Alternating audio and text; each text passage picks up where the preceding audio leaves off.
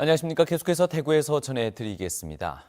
이번 주말 올겨울 최강 한파가 몰아쳤죠. 그런데 이 한파 덕을 톡톡히 본 곳도 있습니다.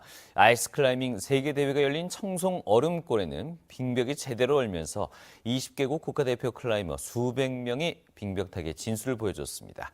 엄지원 기자가 보도합니다. 출발 신호와 함께 수직으로 떨어지는 빙벽을 스파이더맨처럼 거침없이 올라가고 미끄러질 뻔한 아찔한 상황도 연출됩니다. 로프 한 줄과 두 자루의 아이스바일만을 의지해 15m 빙벽을 오르는 아이스 클라이밍 속도전 경기입니다.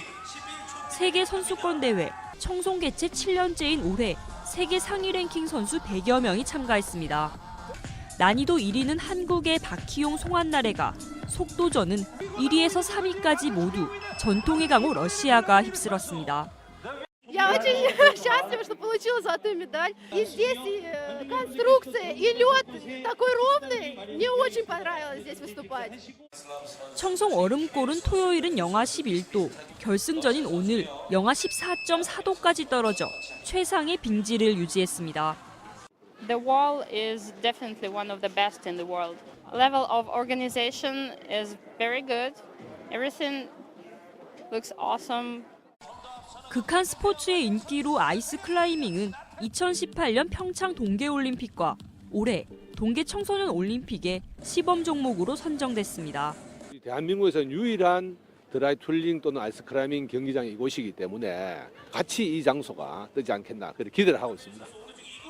MBC 뉴스 엄지연입니다. 네, 휴일인 오늘 대구와 경북 지역은 이틀째 강추위가 이어졌습니다. 아침 최저 기온이 대구 영하 8.2도, 안동 영하 14도, 의성 영하 18.7도 등으로 올겨울 들어서 가장 낮게 떨어졌지만 낮 기온은 대구 2.8도 등으로 어제보다 조금 높았습니다. 현재 경북 북부 지역에 한파주의보, 대구와 경북 전 지역에는 건조특보가 발효 중입니다. 내일은 대체로 맑은 가운데 대구의 아침 최저 기온 영하 5도, 낮 최고 기온은 영상 5도로 내일부터 평년 기온을 회복하겠습니다. 차량용 블랙박스의 대중화로 교통법규 위반을 신고하는 공익신고가 급증하고 있습니다. 특별한 보상 없이도 자발적 참여가 늘면서 교통사고도 줄고 있습니다. 도성진 기자입니다. 지난달 7일 대구 동구의 한 도로.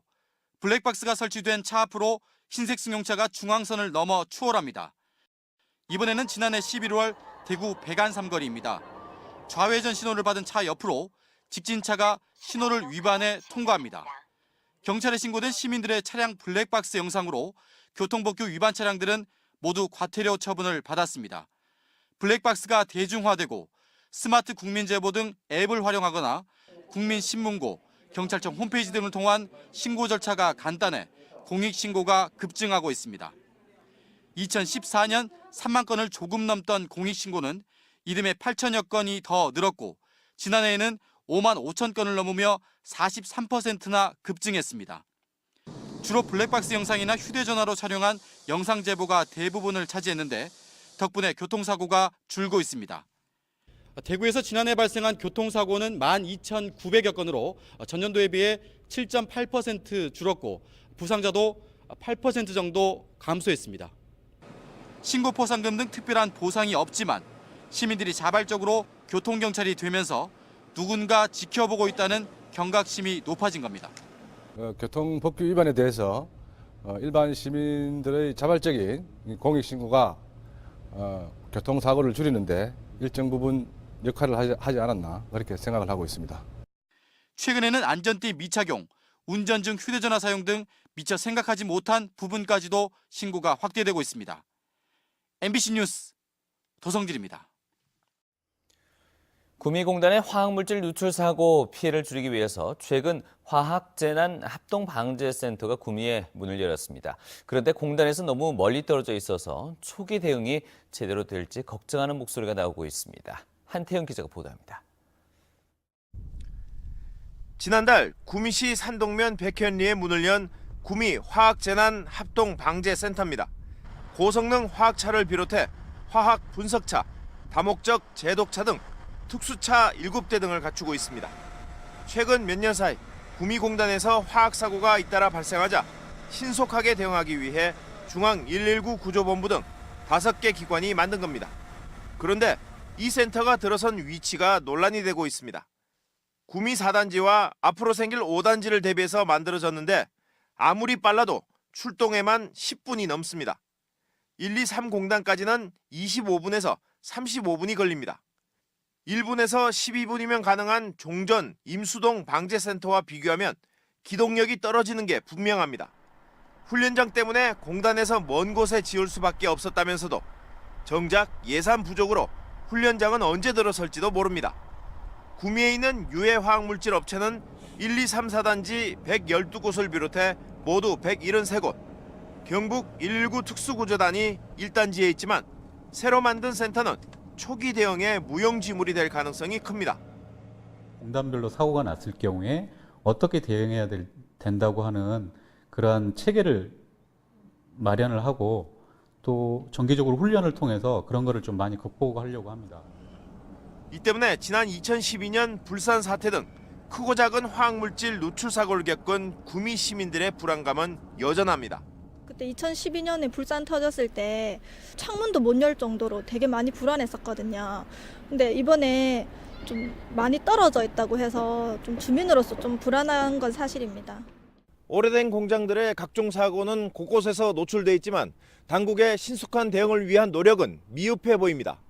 MBC 뉴스 한태현입니다.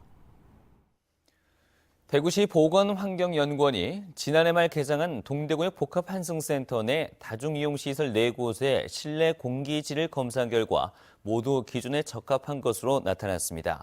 신세계백화점과 실내 주차장, 영화 상영관, 동대구 터미널을 대상으로 검사했고 검사 항목은 미세먼지와 이산화탄소, 일산화탄소, 포름알데히드 등이었습니다.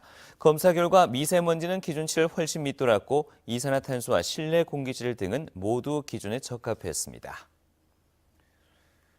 대구 경북 지역의 하수, 폐수 처리 시설 가운데 방류수 수질 기준을 초과한 곳이 전체의 10%가 넘는 것으로 나타났습니다. 대구지방환경청은 지난해 하폐수 처리 시설 302곳을 점검해서 방류수 수질 기준을 초과한 37곳과 수질 자동 측정 장치 관리 기준을 위반한 5곳을 적발했습니다.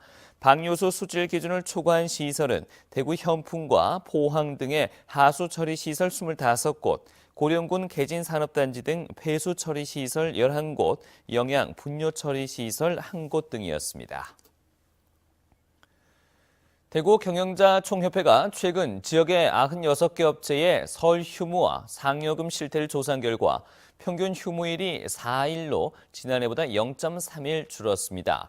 또 설 상여금을 지급하겠다는 업체는 62.5%로 지난해보다 1.4%포인트 줄었고 1인당 평균 상여금은 80만 1,000원으로 나타났습니다. 최근 기업 경영 환경을 묻는 말에는 60.4%가 전년보다 악화됐다고 답했고 전년과 비슷하다는 응답은 37.5%였습니다. 대구 본부 세관은 설 명절 특별 통관 지원팀을 구성해서 오는 31일까지 지역 업체들의 통관, 관세 환급, 납기 연장 등의 업무를 지원합니다. 근무 시간 외 통관을 위한 임시 개청은 전화나 구두로도 신청이 가능하고 선적 기간 연장은 요청 즉시 처리합니다.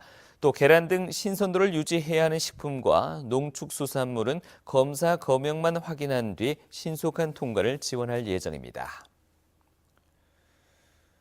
부산지방국토관리청은 올해 경북 지역 국도건설 사업에 5,500억 원의 예산을 투입합니다. 대구, 구미, 포항 지역 주요 산업단지와 연계한 도로 개설에 2,913억 원을 투입하고 상대적으로 낙후된 경북 북부 지역에 168억 원을 투입할 예정입니다. 한편 민간 투자 사업으로 1조 4천억 원이 투입된 상주 영천 고속도로가 오는 6월 개통될 예정인데 운행거리가 32km 단축됩니다. 오늘 오전 11시 반쯤 경북 포항시 송내동의 모 철강회사 생산라인에서 제품 결속 작업을 하던 53살 장 모 씨가 기계 설비에 몸이 끼어 숨졌습니다. 경찰은 장 씨가 생산라인에서 결속 설비 주변 정리를 하다 사고를 당한 것으로 보고 공장 관계자와 목격자 등을 상대로 정확한 사고 원인을 조사하고 있습니다. 직접 건넨 음란 편지는 통신 매체 이용 음란죄가 되지 않는다는 판결이 나왔습니다. 대구지방법원 제4형사부 이상균 부장판사는 성폭력처벌법상 통신 매체 이용 음란 혐의로 기소된 47살 이모 씨의 파기환송심에서 직접 상대방에게 말과 글, 물건 등을 도달하게 하는 행위는 법조문의 범위를 벗어난 해석이라면서 무죄를 선고했습니다. 지금까지 대구였습니다. 고맙습니다.